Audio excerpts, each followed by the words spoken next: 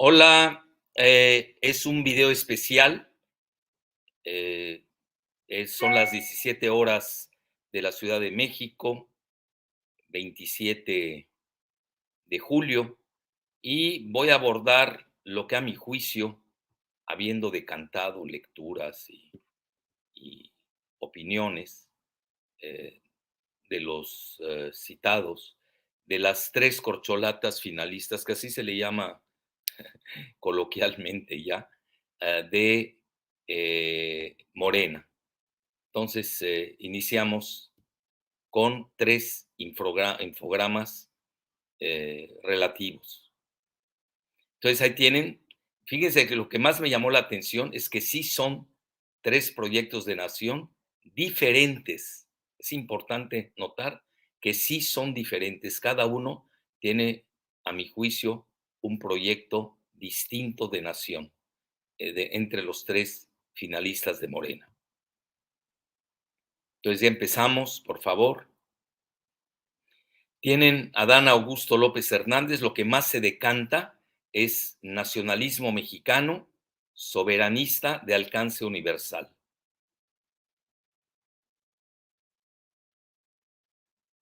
También pueden consultar los infogramas en Telegram, ahí tienen el dato, en Twitter, en mis redes sociales en realidad, ahí tienen también, en Facebook, en VK y en Instagram.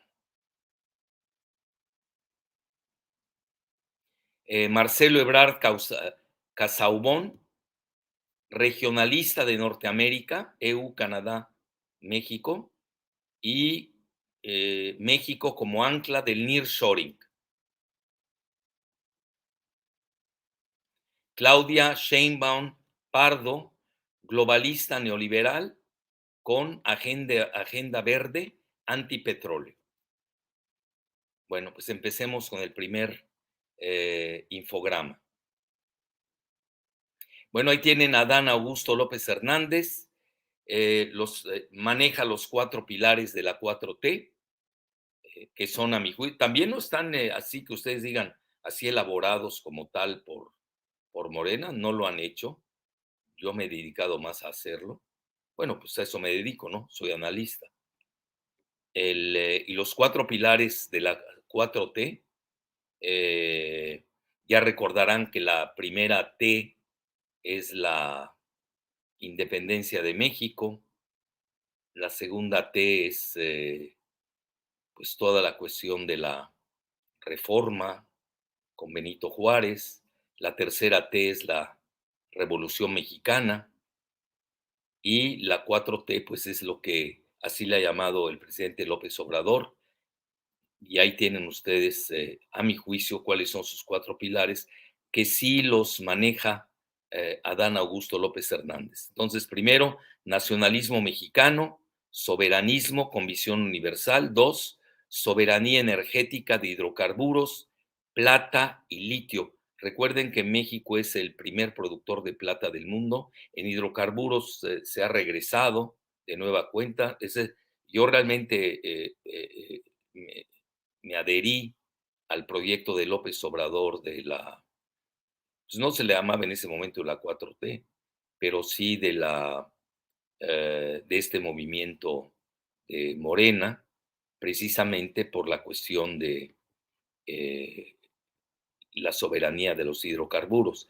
En plata, ustedes lo saben, México es el segundo productor, y litio, pues tenemos la mayor reserva de litio del mundo en Bacadehuachi, allá en Sonora, incluso hicimos una peregrinación exprofeso. Y aquí, ¿a qué se debe esa proclividad de Adán Augusto? Bueno, pues Tabasco cuenta en aguas someras y profundas con las máximas reservas de petróleo ahora del país. Él es de Paraíso, donde precisamente es está la refinería de Dos Bocas, que ya la bautizó el presidente López Obrador como la refinería Olmeca. Y curiosamente, pues el modelo de la 4T es antineoliberal y antiglobalismo. Incluso hubo un momento en que querían poner en los estatutos que Morena es antineoliberal, lo cual no es malo porque se tiene que diferenciar de los otros partidos que gobernaron con el modelo neoliberal y que hoy forman parte de la oposición, que son el PRI en la época de Peña, Videgaray. Yo creo que hay que decir primero Videgaray, porque Peña era su instrumento. eh, el PAN, que siempre se ha manifestado como un partido neoliberal, sobre todo en la etapa en la que gobernaron con Fox y con Calderón.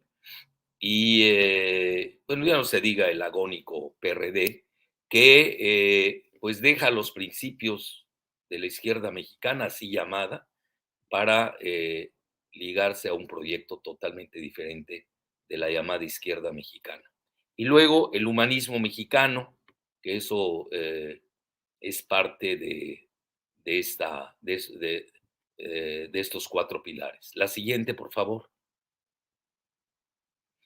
En política exterior es la no intervención, pues prácticamente es la misma postura del presidente López Obrador, con óptimas relaciones con Estados Unidos, Francia y Latinoamérica, incluso yo diría hasta con China de parte de Adán Augusto. Cuando fue gobernador, recuerdo, un día llegó el embajador de Estados Unidos, Landau, del Partido Republicano, y al día siguiente se apersonó el entonces embajador de China en México, que ya no está, pero es un importante dato que también tiene eh, relaciones con China.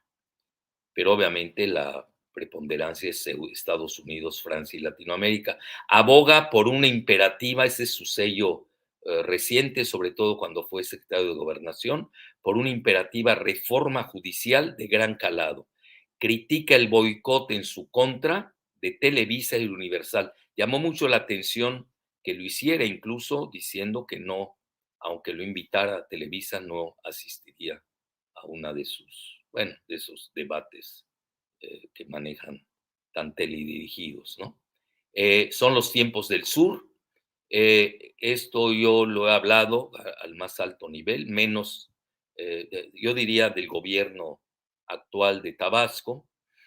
Tiene el proyecto, se tiene el proyecto de una encrucijada, de un hub de infraestructura del sur, que liguen pues estos tres grandes proyectos de infraestructura. Uno, el tren de la refinería Olmeca de Dos Bocas que conecta Paraíso con Palenque. Como que no se le ha dado mucha difusión a esta, a esta parte del tren de la refinería Olmeca. Dos, el tren Maya que va de Cancún a Palenque, otra vez Palenque, que ustedes saben, ahí ahí tiene su rancho el presidente López Obrador. Y el tres, el Istmo de Tehuantepec, que es la conexión estratégica del Océano Pacífico con el Golfo de México, conectado también al tren Maya y a este tren de la refinería Olmeca Dos Bocas. La siguiente. Y ahí tienen ustedes, se trata de detonar el desarrollo económico del sur, muy rezagado frente al centro y norte del país. El sur es la región, pues, donde está el estado más pobre de México, e incluso cuando lo comparamos, pues más pobre que toda Centroamérica, que es Chiapas. Bueno, ahí tienen ustedes el mapa, cómo iría la conexión del tren Maya, cómo llega, cómo se conecta con la refinería Dos Bocas y cómo a su vez eh, pues se eh, liga con el famoso corredor transísmico, que naturalmente eh, es un gran proyecto porque liga al Océano Pacífico del Golfo de México y hace más cercana la conexión entre pues yo diría Los Ángeles, San Diego, con Miami. Y acuérdense que ese es un proyecto ya añejo que viene del tiempo de Benito Juárez con el famoso McLean Ocampo. Bueno, ahí tienen ustedes, es un mapa. Y vean precisamente la refinería Dos Bocas enfrente, pues ahí tienen eh, pues todas las grandes reservas someras de Tabasco y en aguas profundas todavía se tienen, no se ha explotado eh, adecuadamente la parte de reservas del petróleo del Golfo de México. Y vean la conexión que se tiene con Estados Unidos y Europa en el Golfo de México y en la parte del Océano Pacífico con Asia, Centro y Suramérica. La siguiente, por favor. Es el único candidato que toca la crisis del agua en el norte y centro de México. Eso es fundamental. Él ha hablado mucho de la inversión de 14,000 millones de pesos en Nuevo León. Y también, pues no hay que perder de vista la riqueza acuífera del binomio Tabasco-Chiapas, que son dos potencias hidráulicas de México, en contraposición con el norte mexicano, donde pues sí hay una crisis eh, hídrica o hidráulica, como le quieran decir, que se le llama de estrés acuífero, y sobre todo son datos duros, esto pega mucho el noreste de México, sobre todo la región de Tamaulipas, Nuevo León, Coahuila, etcétera, Chihuahua también, etcétera. Entonces, y en una entrevista acaba de hablar de impulsar desalinizadoras y acueductos interestatales. Y luego existe el proyecto de navegación de los ríos Usumacinta y Grijalva. Ahí tienen con el binomio de Tabasco y Chiapas, ¿no? Ahí tienen el Grijalva y el Usumacinta en este mapita. Y luego, él es Adán Augusto, como que heredó la herencia poética de Pellicer por el agua tabasqueña. Acuérdense que a Pellicer le llaman el poeta del agua y es un gran conocedor de la obra de Pellicer. Les recuerdo que el presidente López Obrador fue colaborador en su inicio político con Pellicer, que curiosamente tenía el mejor pesebre católico, así se le consideraba de todo México. Imagínense en la tierra de, de Garrido Canaval, que es considerado como uno de los primeros socialistas de México. Y lo más importante, a mi juicio, como que denota la, pues la caracterología política de Adán Augusto, es la gobernabilidad. Esto es muy importante, sobre todo en época donde se está viendo que hay mucha ingobernabilidad, no solamente en Estados Unidos, en parte de Centroamérica, Sudamérica, sino ya lo vimos hasta en las recientes elecciones de España y también en el G7 en general. Entonces, la gobernabilidad como instrumento de armonía política para la unidad territorial de México, que ustedes saben existen veleidades de balcanizar al país, y esto ha sido publicado en, en documentos eh, del Pentágono. La siguiente, por favor. Bueno, y ahora nos vamos con Marcelo Ebrard, Casaubon. eh, es abiertamente está a favor del proyecto regional TEMEC, lo ha manejado, el Tratado México-Estados Unidos-Canadá, impulsa el nearshoring, operó la llegada de Tesla a Nuevo León. La siguiente, por favor. Es polivalente, una personalidad que se ha dedicado en el gabinete de López Obrador a muchas tareas, consiguió las vacunas Sputnik y las vacunas chinas en forma exitosa, acaba de presentar, eso sí, en forma pública, su proyecto Ángel de Seguridad digitalizada, con cámaras de reconocimiento facial, drones, bases de datos con inteligencia artificial.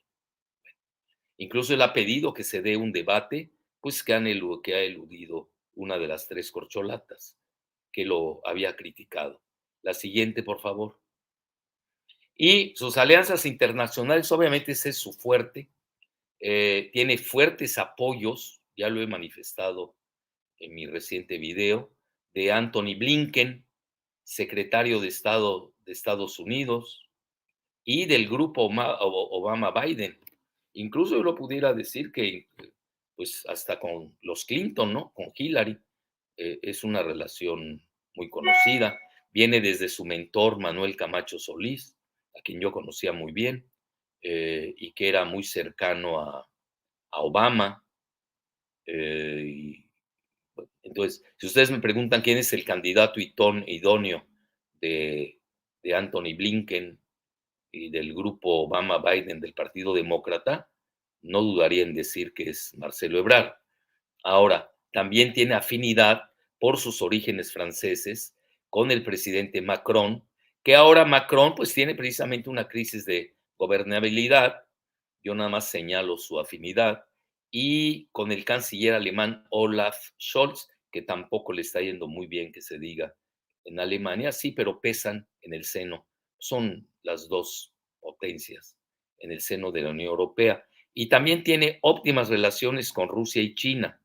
Eso también hay que reconocerlo. Y a mi juicio, lo que más se decanta de él como característica, pues son sus relaciones internacionales, materia que estudió en el Colmex.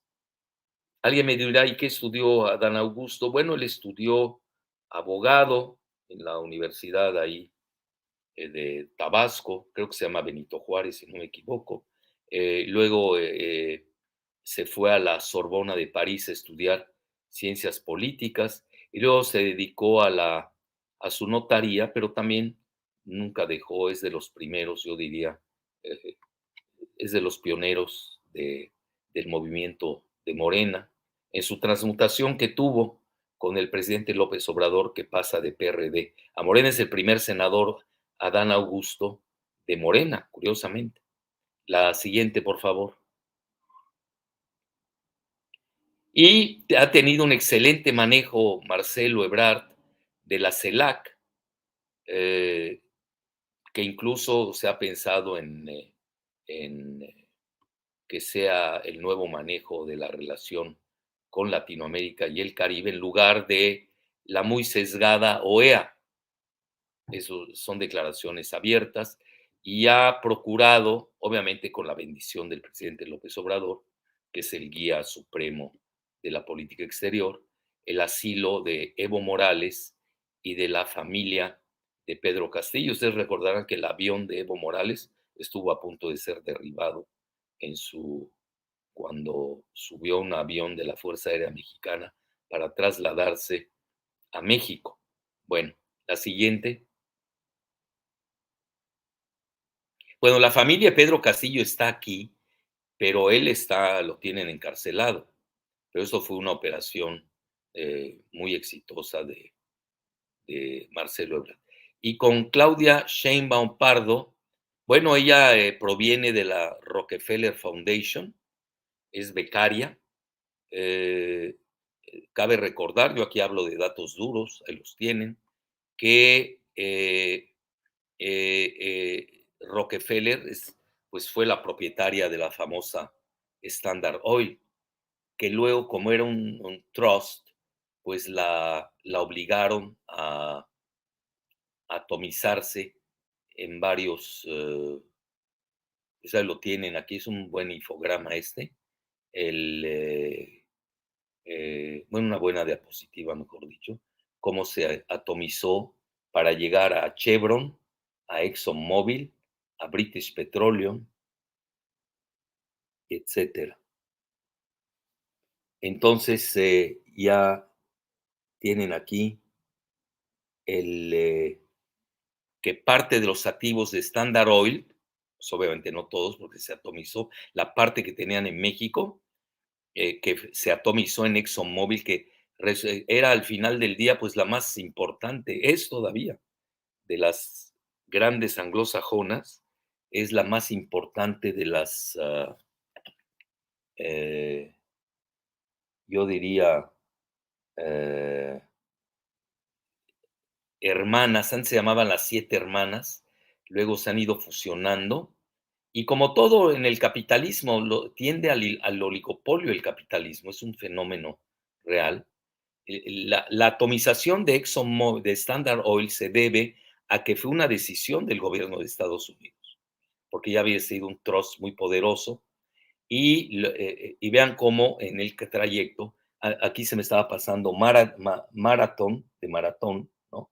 Es también forma parte de la atomización hoy en día de lo que fue Standard Oil. Ahí tienen a British Petroleum, que hoy está manejando también un esquema de transición energética, por eso usa el verde. ExxonMobil, que sigue siendo la más poderosa entre estas cuatro grandes.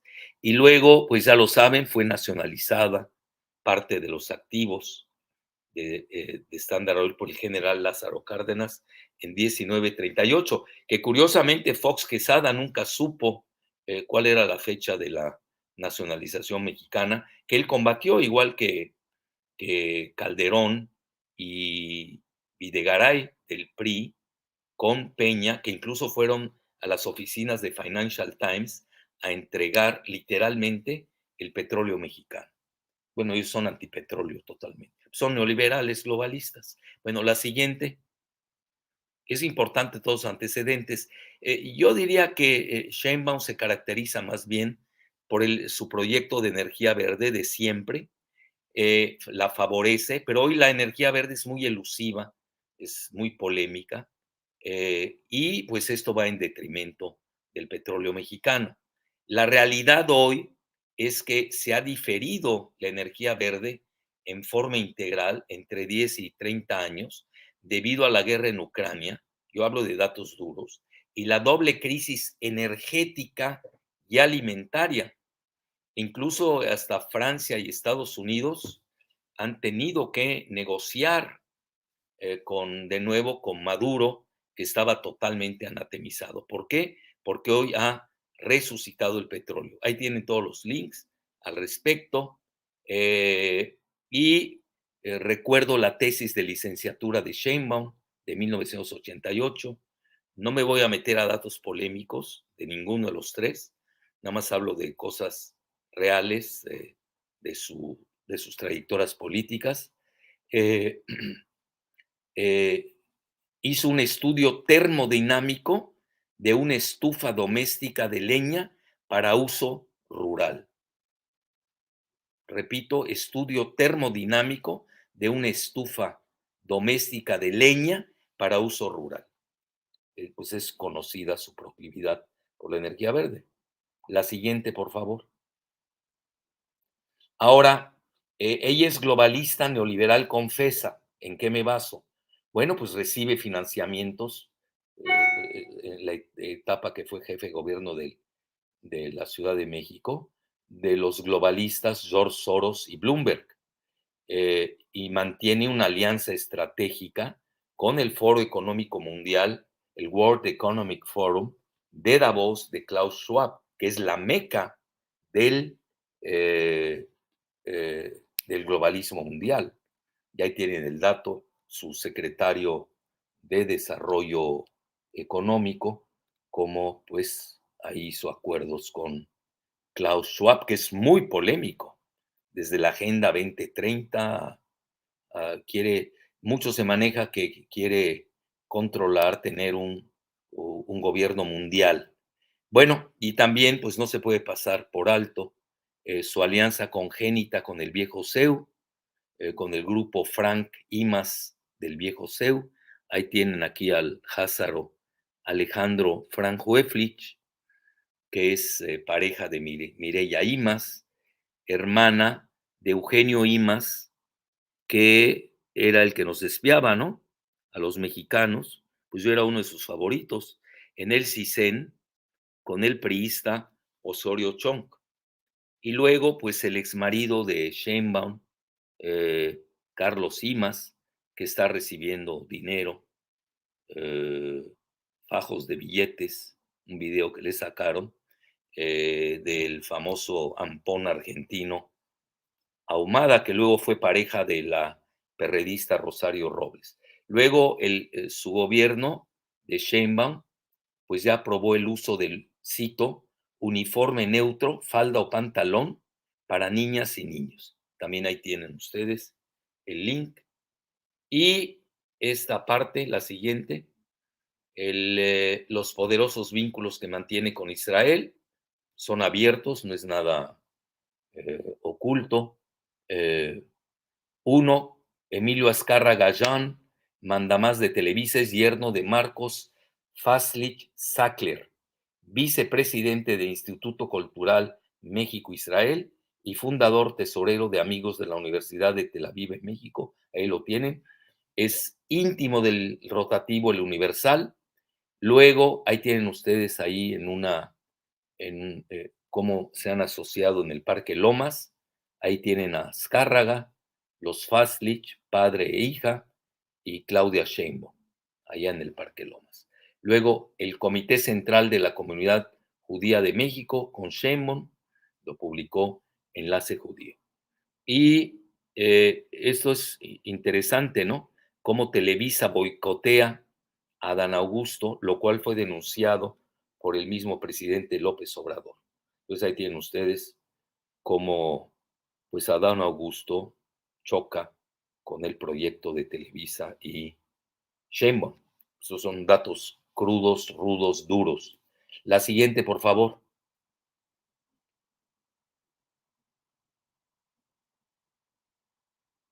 Bueno, yo aquí lo único que finalizaría con con este análisis personal es de que lo pueden consultar porque va a ser publicado después de que eh, de este video, pues va a estar en todas mis redes que manejo. eh, entonces, los que quieran los links, los vínculos, los pueden consultar en Telegram. Ahí tienen cómo me aparezco ahí, en Telegram, en Twitter también, @Alfredo Jalife, en Facebook. Por cierto, yo fui expulsado de por vida de Twitter, pues por el proyecto globalizador antipetróleo de Krause y Calderón. Nunca me dijeron la razón y y fue de por vida, ¿eh? Curioso.